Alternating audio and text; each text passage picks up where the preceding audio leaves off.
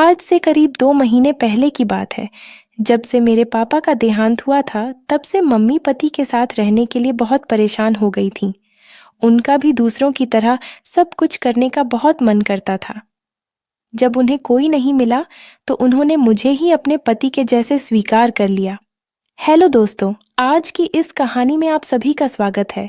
इस कहानी में मैं एक लड़के का रोल निभा रही हूँ। मैं अपने मम्मी पापा के साथ नासिक में रहता था। मेरे पापा एक बैंक मैनेजर में थे और मेरी मम्मी घर पर रहती थीं। उस समय मैं अपनी पढ़ाई करता था। हम लोग बहुत हंसी खुशी से रहते थे। मेरे पापा की सैलरी भी अच्छी खासी थी, तो हम लोग हर संडे बाहर घूमने जाया करते थे। मेरी मम्मी दिखने में बहुत ही खूबसूरत हैं। उनके मुकाबले पापा थोड़े उम्र में बड़े थे। मेरे मम्मी पापा ने लव मैरिज शादी की थी। इसमें उनमें उम्र का ज़्यादा फर्क था, लेकिन इस बात से मम्मी को कोई दिक्कत नहीं होती थी। पापा मम्मी को बहुत खुश रखते थे और उनकी हर बात मानते थे। एक दिन की बात है, पापा शाम को ऑफिस से घर आए। वो बहुत ही नशे की हालत में थे। उनके साथ एक आदमी और भी था, जिसने पापा को कंधे पर टांग रखा था। उनको देखकर हम लोग दंग रह गए। मम्मी बोली, क्या हुआ है? तो वह आदमी बोला, भाभी, इन्हें कुछ नहीं हुआ, बस थोड़ी ज्यादा पी रखी है। ये बात सुनकर मम्मी भी चौंक गई, क्योंकि पापा को नशे से नफरत है। यहाँ तक कि वो कभी सिगरेट भी नहीं पीते थे।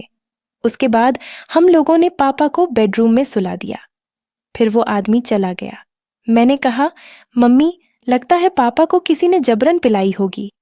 मम्मी बोली, हाँ बेटा, इसमें जरूर किसी का हाथ है, नहीं तो ये कभी नशे की चीज को हाथ तक नहीं लगाते थे। उसके बाद हमने खाना खाया और सो गए। रात के 11 बज रहे थे। तभी अचानक मम्मी अपने कमरे से बाहर आई। उनकी आवाज सुनकर मैं काफी डर गया। वो जोर जोर से रोने लगी। मैंने कहा, मम्मी क्या हुआ, तुम रो रही हो? फिर वो रोते हुए पापा की तरफ इशारा करने लगी। मैं दौड़कर पापा के पास गया और उन्हें जगाने लगा, लेकिन पापा नहीं उठे। मम्मी रोते हुए मेरे पास आई और मुझे बोली, बेटा, तुम्हारे पापा हमें छोड़कर चले गए हैं, अब हम किसके सहारे रहेंगे? इतना सुनकर मेरे होश उड़ गए। फिर इस घटना को कुछ दिन बीत गए और एक दिन मम्मी बोली, बेटा, अब हम क्या करेंगे?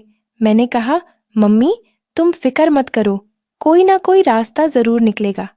फिर अगले दिन मैं स्कूल चला गया। अब मेरा मन पढ़ाई में बिल्कुल भी नहीं लगता था। शाम को जब मैं स्कूल से वापस घर आया, तो मैंने देखा मम्मी घर में नहीं थी। मुझे डर लगने लगा कि कहीं मम्मी कुछ गलत कदम तो नहीं उठा लें। तभी मुझे बाथरूम के अंदर से पानी की आवाज आई, तो मुझे सुकून मिला। थोड़ी देर बाद मम्मी बाहर आई। वो बोली, तुम आ गए, चलो तो मैं खाना निकाल लेती हूँ। आज मुझे स्कूल में प्रिंसिपल से काफी डांट दिया था, इसीलिए मेरा मूड और भी खराब था। जब मैं खाना खा रहा था, तो मम्मी बोली, क्या हुआ सोनू, तुम उदास लग रहे हो? मैंने कहा, मम्मी, आज प्रिंसिपल ने कहा है कि अगर फीस नहीं जमा हुआ तो एग्जाम में नहीं बैठने दूंगा। मम्मी बोली, तुम चिंता मत करो, कल मैं तुम्हारे फीस का इंतजाम कर दूंगी। उसके बाद मैं अगले दिन स्कूल की फीस ले जाकर जमा कर दिया। फिर शाम को मैं स्कूल से घर आया। एक बात मुझे समझ में नहीं आ रही थी कि आखिर मम्मी इतने सारे पैसे कहाँ से लाएं। उसके बाद मैंने इस बात पर ज्यादा गौर भी नहीं किया।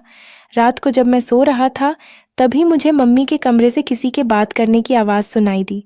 मैंने सोचा, इतनी रात को मम्मी किससे बात कर रही हैं। फिर मैं धीरे से उठकर मम्मी के कमरे के पास गया। मैंने अंदर से कमरे में झांक कर देखा, तो मम्मी किसी से फोन पर बात कर रही थीं। मैं वहीं खड़े होकर मम्मी की बातें सुनने लगा। वो किसी से फोन पर कह रही थी कि अगर मुझे पैसे ज्यादा मिलेंगे तो मैं जो तुम कहोगे वही करूंगी। मम्मी की बातें सुनकर मैं समझ गया था। मैं वहां कुछ देर खड़े होकर बातें सुनता रहा। उसके बाद मैं चुपचाप अपने कमरे में चला आया।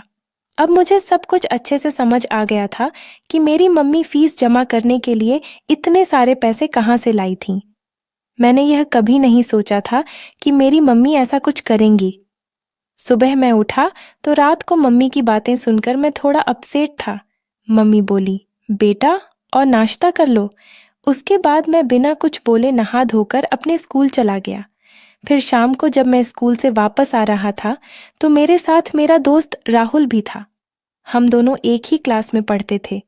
राहुल बोला, सोनू, तुम्हारे पापा के जाने के बाद तुम्हें और तुम्हारी मम्मी को बहुत दिक्कत होगी ना? मैंने कहा, किस बात की दिक्कत? तो वह बोला, भाई सबसे बड़ी दिक्कत होती है, जब से तेरे पापा थे तो वहीं तेरे घर का खर्चा चलाते थे। अब तेरे घर में पैसे कहाँ से आते होंगे? मैंने कहा, हाँ यार, वो तो है। अभी मेरी मम्मी के पास जो पैसे हैं उसी से घर का खर्च चल रहा है।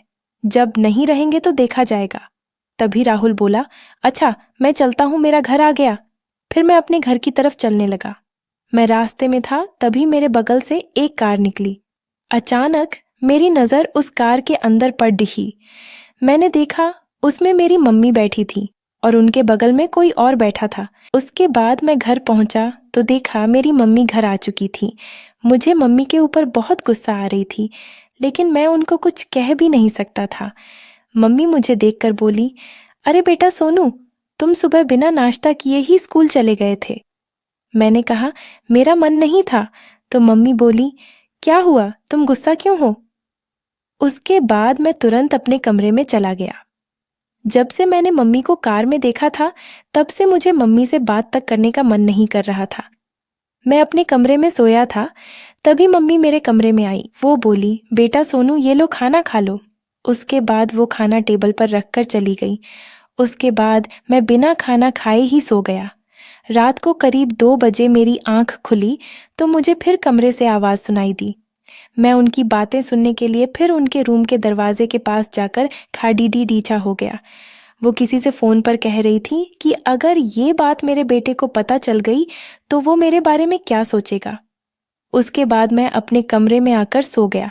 फिर मैंने सोचा कि आज सुबह मैं चुपके से मम्मी का पीछा करूँगा और पता करूँगा कि वह कहाँ जाती है। उसके बाद मैं 1:30 से 3:30 बजे की अलार्म लगाकर सो गया। सुबह अचानक मुझे दरवाज़ा खुलने की आवाज़ आई। मैं झट से उठा तो देखा मम्मी गेट खोलकर बाहर चली गई। फिर मैं भी धीरे से उनके पीछे पीछे चला गया। थोड़ी दूर जाने के बाद मैंने देखा मम्मी एक घर के अंदर चली गई। मेरे तो होश उड़ गए। उसके बाद मैं कुछ देर वहीं छुपकर खद्दा रहा और मम्मी के बाहर आने का इंतज़ार करने लगा। थोड़ी देर बाद मम्मी उस घर के अंदर से बाहर आई। जब मम्मी वापस घर की तरफ चली गई, तब मैं पता लगाने के लिए उस घर में गया। मैंने दरवाज़ा खटखटाया तो एक आदमी ने दरवाज़ा खोला। वो पैरों से विकलांग था। मैंने पूछा, अंकल जी, वो औरत अभी आपके घर आई थी? इससे पहले मैं अपनी बात पूरी करता, वो आदमी बोला, अच्छा वो औरत बेचारी बहुत अच्छी है। मेरे यहाँ बर्तन मांजने का काम करती है। वो मुझसे कह रही थी कि उसके पति अब इस दुनिया में नहीं है और उसका बच्चा पढ़ाई भी करता है, इसीलिए वो पैसों के लिए मेरे यहाँ काम करती है। उस आदमी के मुंह इतना सुनकर मुझे ऐसा लग रहा था कि मैं चुल्लू भर पानी में डूब जाऊं। मैं तुरंत वहां से भागकर घर आया। मेरे आंखों में आंसू भरे थे। मम्मी मुझे देखकर बोली, अरे सुनो बेटा, तुम इतनी सुबह सुबह कहाँ गए थे?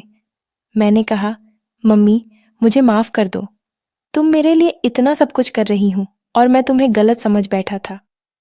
फिर मम्मी बोली, तो तुम्हें पता चल गया कि मैं दूसरों के घरों में बर्तन मांजने का काम करती हूँ? मैंने कहा, मम्मी अब तुम ये काम छोड़ डैच दो। उसके बाद मम्मी मुझे प्यार से समझाया और बोली, देखो बेटा, कल को जब तुम डॉक्टर बन जाओगे और समाज वालों को यह पता चलेगा कि तुम्हारी माँ ने लोगों के घरों में बर्तन मांजकर तुम्हें डॉक्टर बनाया है, तो उस पर हमें कितना गर्व महसूस होगा। मैंने कहा, ठीक मम्मी, अब मैं खूब मन लगाकर पढ़ाई करूँगा और बड़ा होकर डॉक्टर ज़रूर बनूँगा। उसके बाद मैं जी जान से पढ़ाई करने लगा। तो दोस्तों, वीडियो अच्छी लगी हो तो चैनल को सब्सक्राइब ज़रूर कर दें। मिलते हैं अगली वीडियो में, तब तक के लिए love you and take care.